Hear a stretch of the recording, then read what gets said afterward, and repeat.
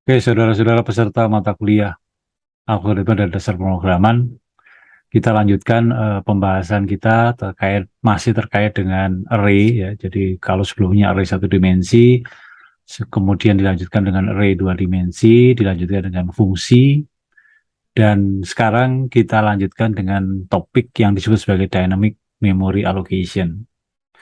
Nah, kenapa topik ini kita berikan?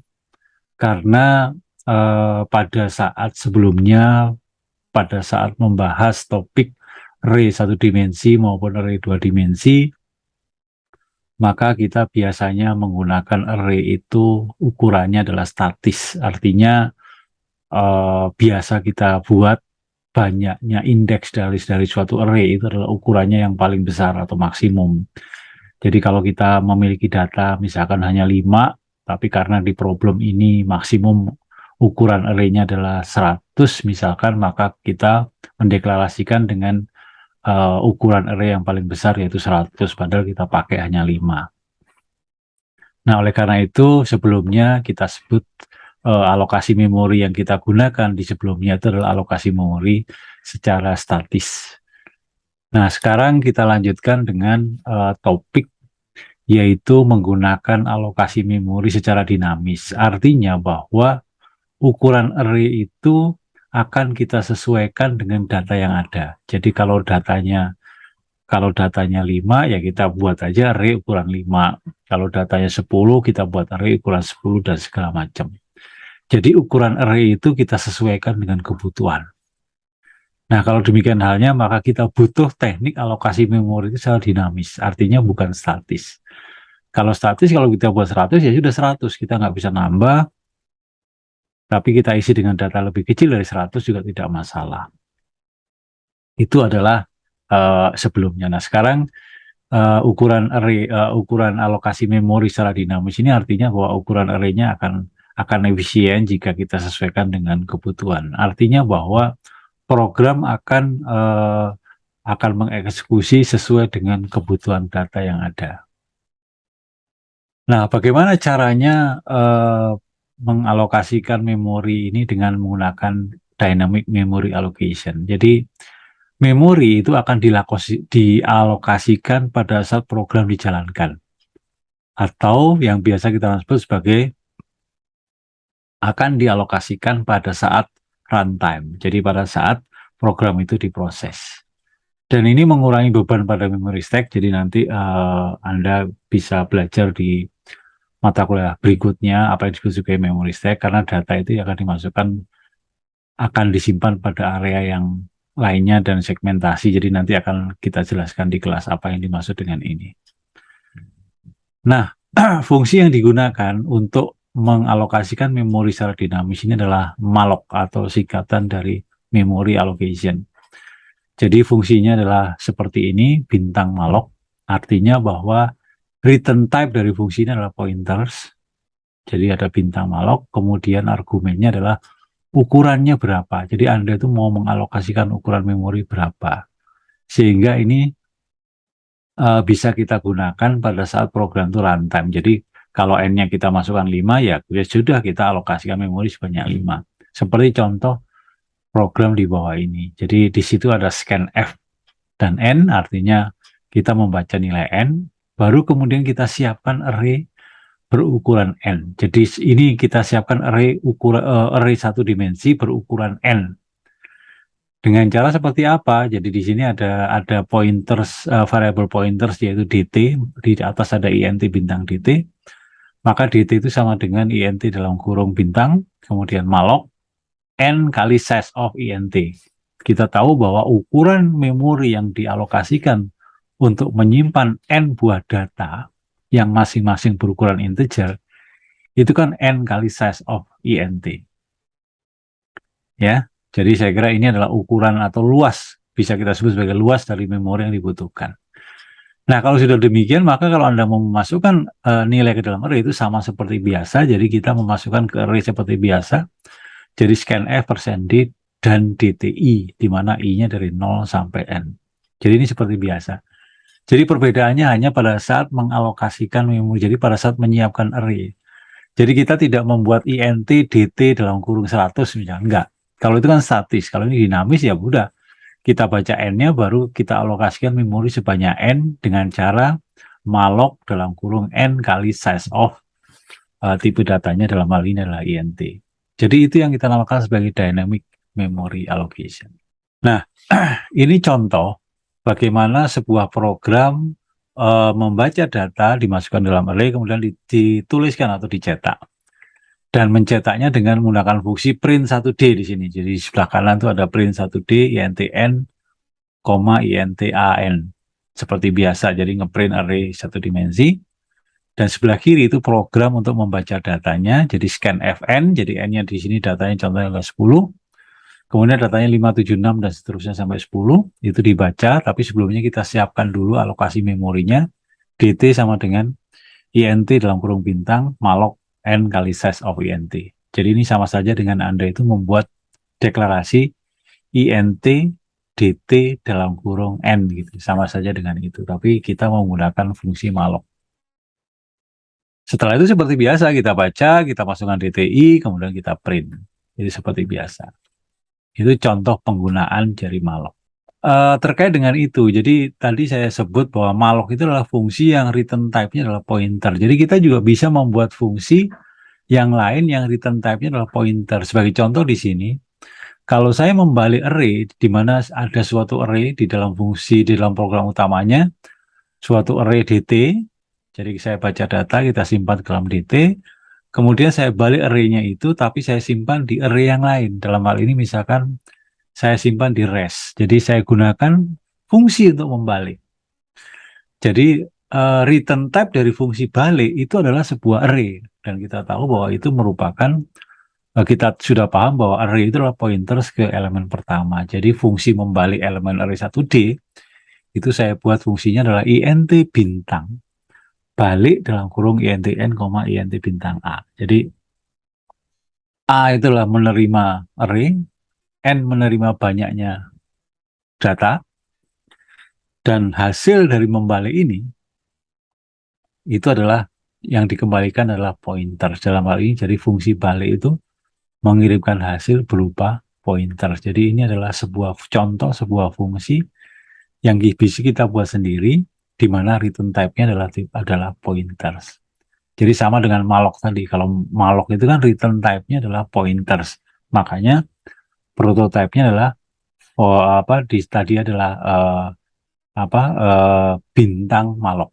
Nah, sekarang bagaimana kalau array 2 dimensi? Nah, ini kalau kita membuat dynamic memory allocation array 2 dimensi, ini tetap kita harus memahami prinsip walaupun dia array 2 dimensi, maka dalam memori tetap dia disimpan dalam memori 1 dimensi. Oleh karena itu, kalau misalnya kita akan menangani data 2 dimensi ukuran 3x4 seperti ini, jadi 1, 2, 3, 4, 5, 6, 7, 8, 9, 3, 4, 7, ukuran 3x4, maka ada 3 cara untuk menyimpan dengan menggunakan dynamic memory allocation. Yang pertama adalah single pointer. Jadi kalau single pointer itu sama seperti sebelumnya. Jadi bahwa array bahwa nilai 1 di mana itu berada pada indeks 00 itu disimpan di sel pertama. Ya. Kemudian 2 itu adalah indeks 01 itu disimpan di sel kedua. Demikian seterusnya. Jadi kalau ini ada berapa? Ada 12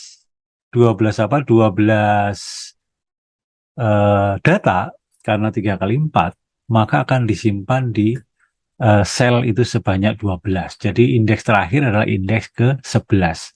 Jadi di sini dalam single pointer, kita harus berpikir mengubah yang tadinya 2 dimensi menjadi 1 dimensi di sebelah kiri. Ya. Jadi ada 12 sel yang kita butuhkan, dan 12 itu indeksnya dari 0 sampai 11. Oleh karena itu, tetap saja kita harus membuat konversi atau pemetaan dari 2 dimensi menjadi 1 dimensi. Bagaimana cara pemetaannya? Itu seperti ini. Nah, ini kita lihat. Jadi, Kalau saya punya eh, R baris dan C kolom, jadi kalau tadi barisnya sebanyak 3, kolomnya sebanyak 4, maka saya alokasikan memori itu sebanyak 12, dalam hal ini 3 kali 4. Oleh karena itu di sini kalau saya simpan, mau saya simpan ke dalam indeks namanya ARR, variable array ARR berdimensi 1, maka saya akan memesan memori allocation malloc. Ukurannya apa? Ukurannya adalah sebesar di sini R untuk baris, C untuk kolom, jadi R kali C kali size of int. Jadi kalau matriknya ukuran 3 kali 4, berarti saya akan pesan sel sebanyak 12. Kalau matriknya ukuran 5 kali 6, berarti saya pesan sel sebanyak 30. Jadi di sini ukurannya adalah R kali C kali size of int. Nah, oleh karena itu, kalau saya membaca data, maka saya harus menempatkan di array keberapa, indeks keberapa. Jadi kalau I-nya 0, J-nya 0, 0,0 tadi disimpan di mana? Disimpan di array ke 0. Kita lihat tadi kan. Kalau datanya yang terakhir, yaitu datanya pada indeks, tadi kan ukuran 3 kali 4. Data pada ujung paling kanan bawah, yaitu pada array baris 2 kolom 3, kan indeksnya dari 0. Jadi data paling ujung kanan itu adalah 2,3, itu disimpan di array-nya pada sel ke 11. Oleh karena itu kita harus membuat perhitungan. Jadi kalau I-nya 2, J-nya 3, maka selnya adalah sel ke array ke 11. Oleh karena itu di sini kita lihat ada formula I dikalikan C tambah J. Coba aja Anda masukkan. Kalau J-nya 3, ya, J-nya 3, C-nya adalah 2, maka itu adalah berapa? Kalau I-nya, maaf, kalau I-nya adalah, kalau I-nya 2, J-nya 3, sedangkan C-nya tadi adalah kolomnya adalah 4, maka 2 kali 4 yaitu 8, ditambah 3 itu 11. Jadi data terakhir itu pada array indeks ke 11. Maka itu kalau kita gunakan single pointers. Nah, ini yang paling gampang sebenarnya single pointers tuh. Tapi yaitu tadi kita perlu mengkonversi dari 2 indeks menjadi 1 indeks. Kita lanjutkan. Ada juga yang menggunakan array of pointers. Kalau array of pointers ini berarti seperti biasa. Jadi kita dapat menyimpan dengan indeks IJ seperti biasa. Jadi kita membaca R. Jadi kalau array of pointers itu berarti kita tahu bahwa matriks 2 dimensi itu kan adalah terdiri dari array of array. Jadi kalau array 1 dimensi itu kita anggap sebagai pointers, maka array ke bawah itu adalah jadi array dari pointers. Jadi pointersnya baris, array-nya pointersnya itu masing-masing baris. Jadi baris pertama pointers kemana, baris kedua pointers kemana. Oleh karena itu deklarasinya adalah di sini ada int bintang ARR dalam kurung R. Jadi baris ke 0 atau ARR 0 itu adalah isinya adalah berupa array. Jadi pointers ke array. Baris 1 juga sama, demikian seterusnya. Sehingga kita mengalokasikan setiap baris. Jadi baris pertama atau baris ke 0 itu kita alokasikan memori berapa. Baris kedua berapa. Jadi sama saja kita memalok 1 dimensi, tapi untuk banyak baris. Jadi ini mirip dengan array of array. Kalau sudah demikian, maka seperti biasa, kalau kita baca data, kita masukkan, ya kita gunakan ARR IJ untuk menyimpan datanya. Itu adalah array of pointer. Dan terakhir adalah pointers to a pointer. Jadi kalau tadi adalah setiap baris ada pointers, kalau sekarang adalah semuanya pointers. Jadi barisnya pointers, kolomnya juga pointers. Makanya deklarasinya adalah INT bintang-bintang ARR. Jadi pointers to pointers. Dan itu kita maloknya sebanyak. Jadi pertama kita malok untuk baris, kemudian kedua masing-masing baris kita malok untuk kolom. Dan kalau sudah demikian, maka memasukkan data ke dalam array dua dimensi tadi yang dengan menggunakan malloc itu seperti biasa. Jadi kita gunakan ARR I J sama dengan nilai. Jadi seperti biasa. Itu adalah 3 metode kalau kita ingin menggunakan alokasi memori secara dinamis untuk mengelola data dua dimensi atau array dua dimensi. Sehingga dengan demikian kita lebih leluasa dan array yang ukuran array yang kita buat itu efisien karena sesuai dengan kebutuhan data. Jadi memang ini relatif lebih rumit, tapi pelan-pelan silakan Anda pelajari, Anda cermati. Oleh karena itu, supaya lebih paham lagi, ini ada 2 latihan. Jadi pertama, latihan 1 itu adalah algoritma atau membuat program untuk membuat fungsi namanya merge, jadi menggabungkan 2 buah array yang sudah saling terurut, dan hasilnya juga tetap terurut. Saya kira ini pernah kita gunakan pada problem sebelumnya. Silakan ini coba lagi, tapi untuk saat ini gunakan dynamic memory allocation atau alokasi memori secara dinamis. Demikian pula untuk latihan 2, ini silakan disimak cerita ini.